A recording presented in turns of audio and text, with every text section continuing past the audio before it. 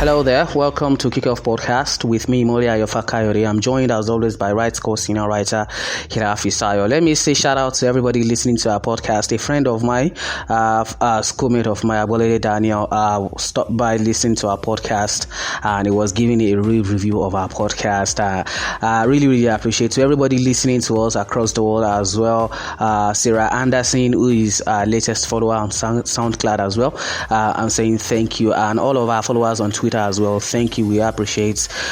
You are really encouraging us to continue doing more. Healer, how have you been? How was your week? Yeah, I'm good, and thanks for having me. I'm just happy that our fans are just keep intact. It's just something very touching. The followership keep growing.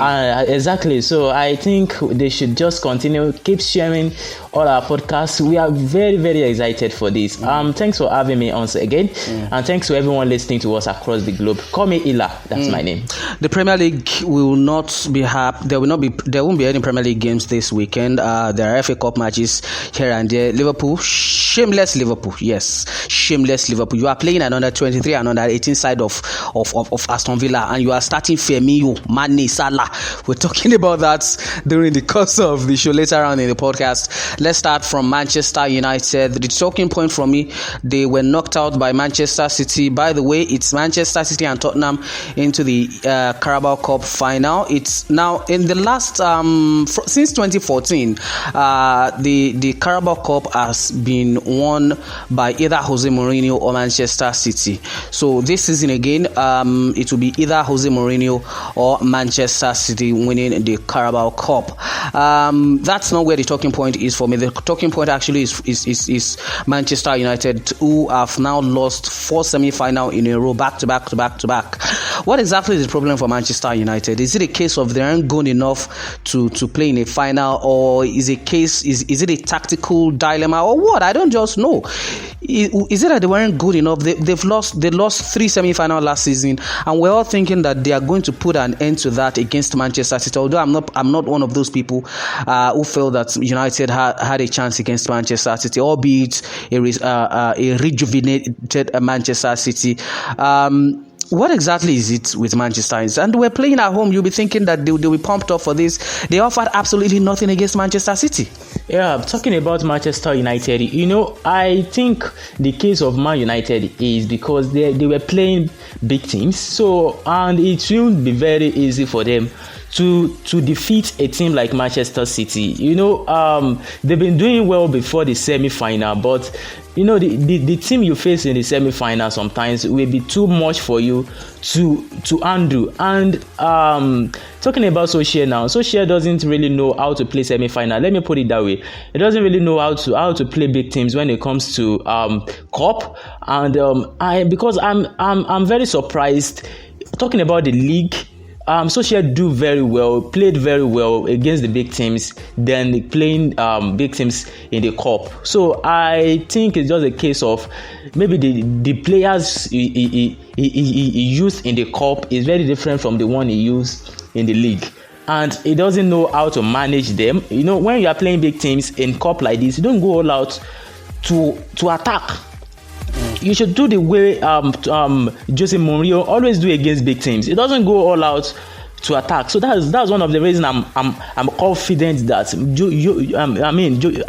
Mourinho will win this cup. So I just want to say it's not a case of the players weren't good enough or Manchester United weren't good enough. It's just like the teams they were facing in the semi-finals were just too much for them. If they were playing a team like Barnsley or a team or a team like Huddersfield or something like, I think they would have go through to the final. So it's just that the teams they were facing were just too much for them. All right. I also think it's more of a tactical issue, because you could see United offered absolutely nothing. Manchester City were better. Even when they scored the opener, they were hungry for more.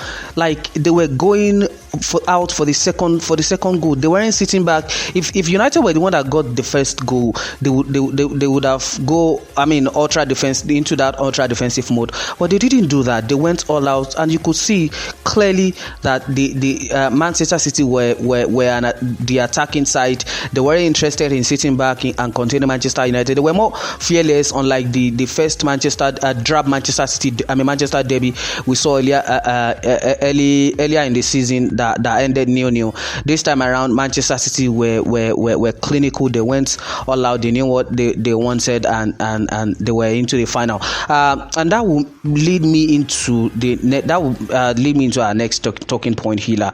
Donny van der Beek signed for Manchester United. £40 million they paid to Ajax. This guy is the only player who is similar to Bruno Fernandes as far as I'm concerned. What exactly is the case with Donny van der Beek? I expected him to start against Manchester City because we all know it was clear. If you are a manager who had experience, you don't need anyone to tell you that Manchester City will be coming into that game to stifle Bruno Fernandes, because they already know that's the X factor for Manchester United. That's the player they have to look forward to, and they did that to great effect. They silenced Bruno Fernandes all through 90 minutes in that game, except for the shot shot he had in the first half of the match when he forced a save of Zach Stefan, the Manchester City goalkeeper. Apart from that, he didn't do anything. What exactly is wrong with Donny van der Beek? Was it that Solskjaer doesn't fancy him, or what? Because he came in with a lot of promise. Is no doubt about it. Van der Beek is a very, very quality player, very, very good player, similar to Bruno Fernandes. But yes, I understand ole-gunnar-solsjkaer. You cannot bench Bruno Fernandes at the moment. He's on fire. He's the Cristiano Ronaldo of Manchester United at the moment. He is what Lionel Messi is to Barcelona is what Bruno Fernandes is to Manchester United at the moment. But you should be giving this guy a little bit of rest sometimes. Like, make your selection unpredictable. Like, why is he not looking into Donny van der Beek to at least ease off the burden from Bruno Fernandes? Well, you just said it. Perhaps Solskjaer doesn't fancy him. Let me put it that way, and I will pick it from there. You know, when a coach doesn't like a player, no matter how hard you tried, you won't get into the first team. Van der Beek is not a second team player in Ajax, so I don't see a reason why you are not giving him some time. This is a cup competition. I think he should be starting ahead of Bruno Fernandes. You know, you can't risk it in the league games, but this is cup. You should be starting Van der Beek ahead of Fernandes, just to test his ability, just to know what he can do. And the greatest mistake he did in that game was Fernandes was not doing anything, and you should keep him there. I'm expecting him to sub off Fernandes and bring in Van der Beek, just to make Manchester City looks dismantle. You know, when you change a player, you brought in another player, the style of play of these two players is very different. So it will be very easy for them to adapt to Van der Beek, to tackle him or to just take him down the way they silent Fernandes. So I think all these blames is on Solskjaer. I just said it earlier that perhaps he doesn't know how to manage these players. So I think that's just the problem. You don't know the team to play, the players to play in some games. So I think that is the problem of Solskjaer. And let's talk Manchester City, by the way. Great performance from them. I must say, credit to Pep Guardiola. He set up his team in a manner that he knew what he wanted, and they stifled Manchester United. And the key player for me on that night, everybody has been talking about John Stones. Yes, he's rediscovered himself and all of that. But let's talk Ruben Dias. Ruben Dias has come into Manchester City, and he has settled tremendously well. He seems to have solve the Manchester City defensive problem. It looks like the calming influence they've been missing since Vincent Kompany left the club. Has he solved Manchester City defensive woes finally? That's Ruben Dias-Healer. Well, let me just say, when you have a coach that believes in you, I think you'll be confident to play. That is one of the problems Van der Beek is facing at Manchester United. Ruben Dias is a player that Guardiola have trust in him, he believes in him, and is delivering what the coach is expecting from him.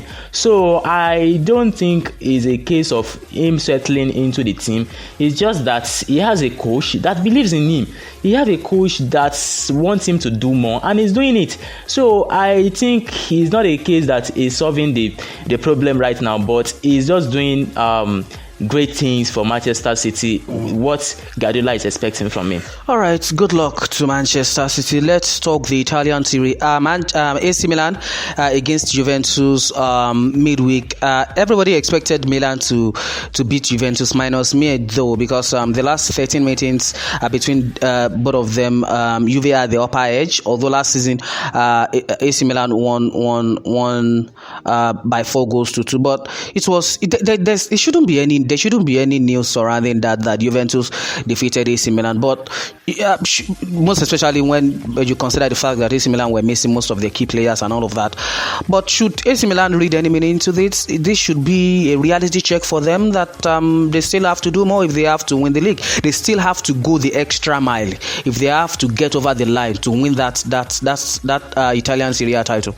Well, talking about Juventus defeating AC Milan, I don't think it's a new thing. I don't think it's something we should be worried about. It's something we are expecting.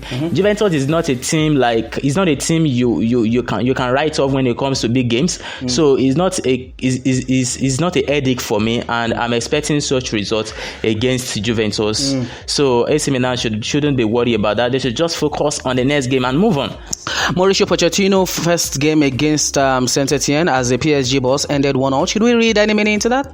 I think it's just his first game. We should just judge him like that. Judge him like we should just give him some time to adapt to the team and focus on the training and make the players come closer to him very well. So I think we should just give him some time to prove himself. FA Cup 4-1 Liverpool against Aston Villa Young Stars. Shameless Liverpool, that is.